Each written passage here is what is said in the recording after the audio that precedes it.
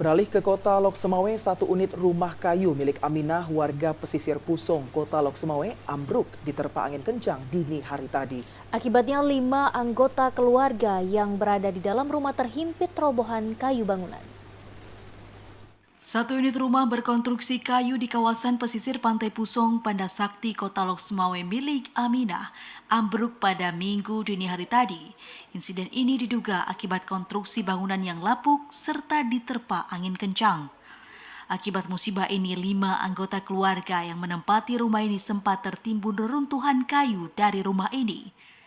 Satu di antaranya harus menjalani perawatan di rumah sakit, sementara 4 orang lainnya dibantu warga untuk keluar dari reruntuhan. Pemilik rumah, Ti Aminah Sulaiman, mengatakan saat kejadian ia sedang melaksanakan sholat subuh, sementara 2 anaknya masih dalam kondisi tertidur. Sebelum rubuh, Aminah sempat mendengar suara pondasi kayu rumahnya yang patah, sehingga ia mencoba menyelamatkan 2 anaknya, namun ia bersama 4 anggota keluarganya tidak sempat keluar.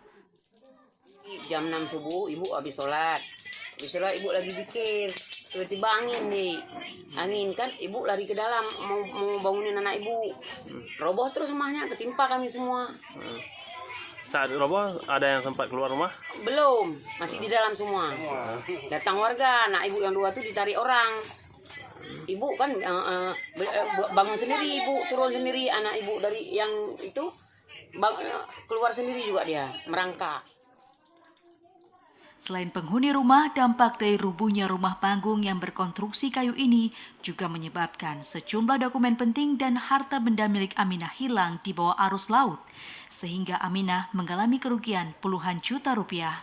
Hingga saat ini, pihak keluarga masih mencoba mengevakuasi sejumlah harta benda yang bisa diselamatkan. Dari Lok Semawe, Muhammad Ilyas, TVRI Aceh melaporkan.